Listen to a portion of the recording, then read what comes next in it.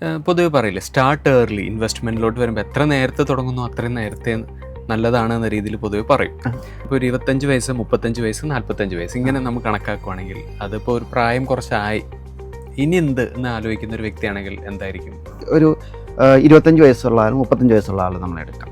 ഒരു 25 വയസ്സുള്ള ഒരാൾ 1 കോടി രൂപ സമാഹരിക്കണം എന്നാണ് അയാൾ റിട്ടയർമെൻറ്റ്. ഒരു 60 വയസ്സാകുമ്പോൾ റിട്ടയർ ആകണം. 1 കോടി രൂപ ആ സമയത്തേക്ക് അയാൾക്കൊരു 2000 രൂപ ഇൻവെസ്റ്റ് ചെയ്താൽ മതിയാവും, ഒരു 12% റിട്ടേൺ കിട്ടുവാണെങ്കിൽ. ഓക്കെ അതേസമയം അത് 35ലേക്ക് വന്നിട്ടുണ്ടെങ്കിൽ അയാളുടെ വരുമ്പോഴത്തേക്ക് ഒരു 6000 രൂപയ്ക്ക് വേണ്ടി വരും.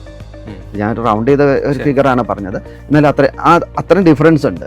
അപ്പോൾ അതേസമയം ഈ 6000 രൂപ എന്ന് പറയുന്ന തുക അയാൾ 25ാമത്തെ വയസ്സ് തൊട്ടേ സ്റ്റാർട്ട് ചെയ്തിരുന്നെങ്കിൽ അതൊരു 3 കോടി രൂപയായിരുന്നു.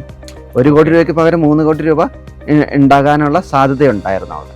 നേരെ തിരിച്ചും, അതായത് ഇയാൾ ഇൻവെസ്റ്റ് ചെയ്യുന്നേ ഇല്ല, കുറച്ച് നാളെ ഇൻവെസ്റ്റ് ചെയ്തുള്ളൂ എങ്കിൽ അതനുസരിച്ചുള്ള ഗ്രോത്തേ ഇയാൾക്ക് കിട്ടത്തുള്ളൂ.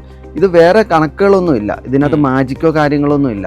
ഇത് നേരത്തെ ഇൻവെസ്റ്റ് ചെയ്യുമ്പം അതനുസരിച്ചുള്ള ഒരു കോമ്പൗണ്ടിങ് ഈ ഇൻവെസ്റ്റ്മെന്റ്സിൽ കിട്ടും. ഇനിയിപ്പോൾ 45-ൽ, അതായിരുന്നു പ്രധാനപ്പെട്ട മറ്റൊരു കാര്യം. ഇപ്പോൾ 45-ൽ നിൽക്കുന്ന ഒരു വ്യക്തിയാണെങ്കിൽ എന്താ ചെയ്യാൻ പറ്റുക?